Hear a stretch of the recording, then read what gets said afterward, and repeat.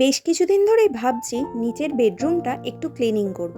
ঠিকঠাক করে সময় করে উঠতে পারছি না বলে কাজটা পড়েই রয়েছে। তো আজকের একেবারে সিদ্ধান্ত নিয়েই ফেলেছি, কাজটা কমপ্লিট করবই করব। Hello everyone, welcome back to my channel. কেমন আছো তোমরা সবাই? আশা করব তোমরা সবাই ভালো আছো, আর আমিও ভালোই আছি। ডেলি লাইফস্টাইল উইথ দিশা চ্যানেলে আবারও একটা নতুন ভিডিও নিয়ে আমি চলে এসেছি। এমনিতে তো রেগুলার ঘর মোছার আগে আমি প্রত্যেকটা জিনিসই ঝাড়াঝাড়ি করে নিই একটু, সে ওপরের ঘরই হোক বা নিচের ঘর। কিন্তু রেগুলার ডিপ ক্লিন করা হয় না রুম। যেমন এই শোকেসের ভেতরটা আমি যে কবে গুছিয়েছিলাম লাস্ট, আমার মনেই পড়ে না। প্রত্যেকটা জিনিসে না প্রচণ্ড ধুলো পড়ে গেছে। এগুলোকে প্রত্যেকটা জিনিসকে একটা একটা করে মুছে আমাকে পরিষ্কার করে গুছিয়ে তুলতে হবে। তো চলো ভিডিওটা দেখতে থাকো তোমরা, স্কিপ না করে। মেয়েকে সন্ধেবেলায় পড়তে দিয়ে এসে আমি কাজটা করা শুরু করলাম, কারণ সন্ধ্যের টাইমটা কি আর করব বাড়িতে বসে। তাই জন্য ভাবলাম যে ঘরটা একটু ক্লিন করে নিই। অনেক দিন যাবৎ ক্লিন করা হয় না, তো এই টাইমটা নষ্ট কেন করব, কাজে লাগাই। এই শোকেসটার মধ্যে আমার ছোটোখাটো অনেক শৌখিন জিনিস কিন্তু থাকে। যেমন তোমাদের দাদা ভাইয়ের কত ট্রফি আছে জানো? ও কিন্তু সব ট্রফিগুলো অফিস থেকে পেয়েছে।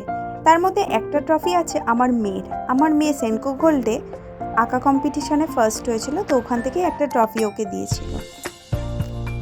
এই শোকেসটা তোমাদের দাদা ভাই আমাদের বিয়ের আগে করেছিল। তখন অনেক শখ করেই করেছিল যে টুকটাক জিনিসপত্র রাখা হবে। কিন্তু আজকের দিনে অনেকের মনে হতেই পারে যে এটা একটা ব্যাকডেটেড জিনিস, কিন্তু যতই ব্যাকডেটেড হোক, পুরনো জিনিস কিন্তু অনেক শখের, অনেক শৌখিন হয়। তো এটা আছে বলে আমি আমার ঘরের টুকটাক ছোটোখাটো জিনিসপত্রগুলো কিন্তু এর মধ্যে বেশ সুন্দরভাবে গুছিয়ে রাখতে পারি। যেহেতু আমাদের ঘরগুলো খুব একটা বেশি বড় না, তো এই শোকেসটা করাতে কিন্তু আমার অনেকটাই উপকার হয়েছে। এর মধ্যে অনেক জিনিস কিন্তু ধরে যায়। এই ট্রফিগুলোকে আমি একটা একটা করে সুন্দর করে মুছে নিচ্ছি। কি দিয়ে মুছছি জানো? স্যানিটাইজার দিয়ে। স্যানিটাইজারের ব্যবহার কোভিডের টাইম থেকে আশা করি প্রত্যেকের বাড়িতেই হয়ে থাকে। তো আমাদের বাড়িতেও জার ভর্তি করে স্যানিটাইজার আনা আছে এখনও পর্যন্ত।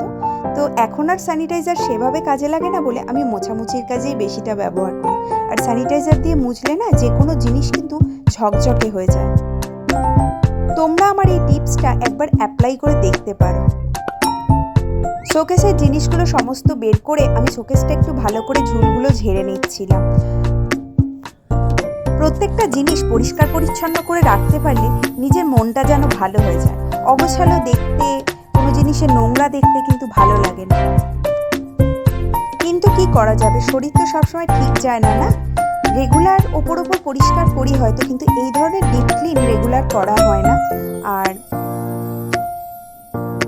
এই কাজগুলো করতে গেলে সত্যি কথা বলতে কি, একটা মানসিক প্রিপারেশনেরও দরকার হয়। মুডের ওপর কিছুটা কাজগুলো হয়। মুড ঠিক থাকলে দেখবে এই কাজগুলো কিন্তু করতেও ভালো লাগে। আমি সত্যিই খুব মুডি মানুষ। আজকে যেমন আমার মুড হয়েছে এই কাজগুলো করার, তো আমি করতে শুরু করে দিয়েছি। আর কাজটা কিন্তু আমি টোটাল কমপ্লিট করে তবেই ছাড়ব। আবার যখন আমার মুড থাকে না কাজ করার, তখন হাজার চেষ্টা করেও আমি কিছুতেই কাজগুলো করতে পারি না। তো তোমরা কারা আমার মতন মুডের ওপর কাজবাজ করো, আমাকে একটু কমেন্ট করে অবশ্যই জানিও।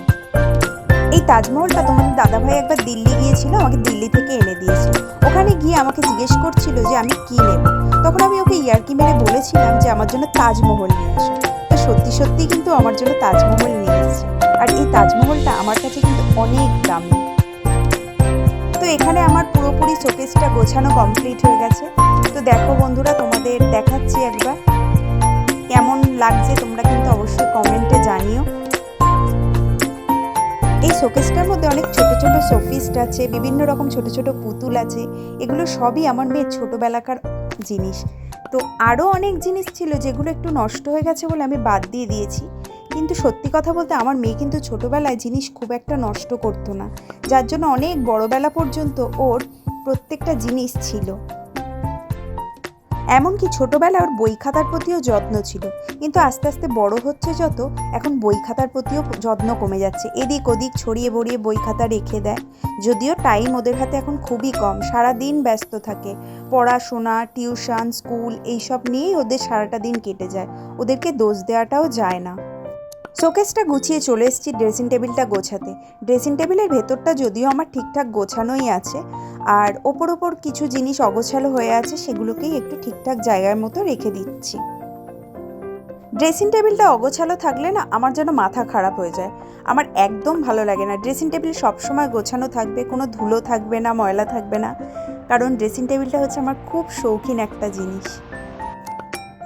ঘরের জিনিসপত্র শুধু করলেই হয় না, জিনিসপত্র কিন্তু সেভাবে মেনটেন করতে হয়, না হলে জিনিস বেশি দিন কিন্তু ভালো থাকে না। যে কোনো জিনিসই কিন্তু নষ্ট হয়ে যায় খুব তাড়াতাড়ি। তো আমি প্রথম দিন থেকে কেনার পর থেকে যে কোনো জিনিসটা ঠিকঠাকভাবে কিন্তু মেনটেন করি। প্রত্যেক সময়তে মোছামুছি করে পরিষ্কার পরিচ্ছন্ন করে রাখার চেষ্টা করি। তার জন্য কিন্তু অনেক বছর ধরে আমার জিনিস কিন্তু নষ্ট হয় না।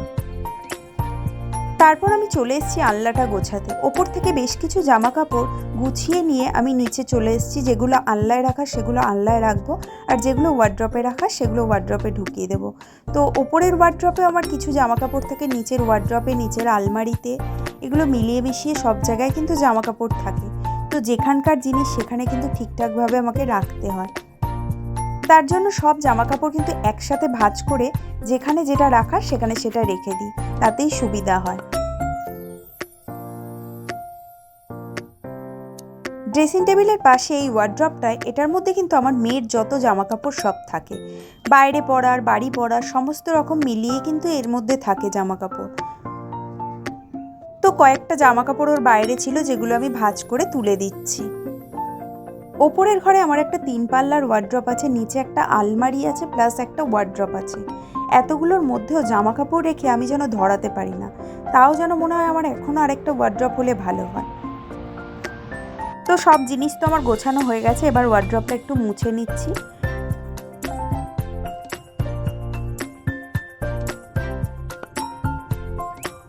এখন আমি চলে এসেছি মেয়ের বইপত্রগুলোকে ঠিক জায়গা মতো রাখতে।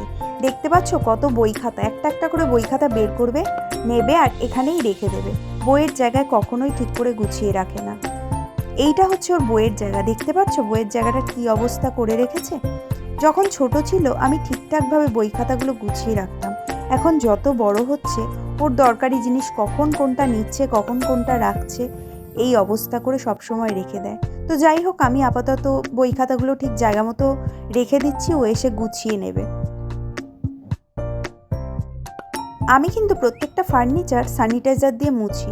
স্যানিটাইজার দিয়ে মুছলে কিন্তু বেশ ঝকঝকে হয়ে যায়। পাখা, ফ্রিজ, টিভি, কোনো কাচের টেবিল, তারপর দরজা, জানলা, যা কিছু স্যানিটাইজার দিয়ে মুছে দেখবে বন্ধুরা, সত্যি খুব সুন্দর পরিষ্কার হয় গো।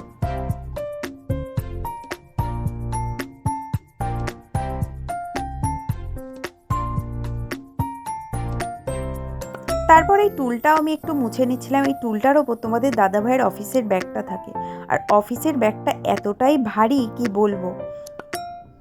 ফার্নিচার পুরনো হোক বা নতুন, যাই হোক না কেন, প্রত্যেকটা জিনিস যদি মেনটেন করে ঠিকঠাকভাবে গুছিয়ে পরিষ্কার পরিচ্ছন্ন করে রাখা যায় না, পুরনো ফার্নিচারও কিন্তু দেখতে সুন্দর লাগে। ঘর দুয়ার গোছানো মেয়েদের একটা স্বপ্ন, হোক না সে পুরনো ফার্নিচার বা পুরনো ঘর। মেয়েরা যদি চায় সেই পুরনো ঘরটাই গুছিয়ে খুব সুন্দর করে কিন্তু পরিপাটি করে রাখতে পারে। তোমাদের সাথে গল্প করতে করতে আমার কিন্তু ঘরের সমস্ত কাজবাজ কমপ্লিট হয়ে গেছে। সমস্ত কিছু গোছানো, ঝাড়া, মোছা সবই হয়ে গেছে। এবার বাকি রয়েছে শুধু বিছানার চাদরটা পাতা আর বালিশের কভারগুলো পরানো। এইটুকু করলেই হয়ে যায়। ইউটিউবে আমার যাত্রাটা হয়তো বেশি দিনের নয়, তবুও বলবো যে কজন আমাকে সাপোর্ট করেছো, যতজন বন্ধু আমার ভিডিও দেখো, তাদেরকে অসংখ্য ধন্যবাদ। আর এইভাবেই আমার পাশে থেকো, আস্তে আস্তে আরও বন্ধুরা আমাকে সাপোর্ট করো, আমার পাশে দাঁড়াও, তাহলে হয়তো একটা দিন আমিও সফলতা পেতে পারি।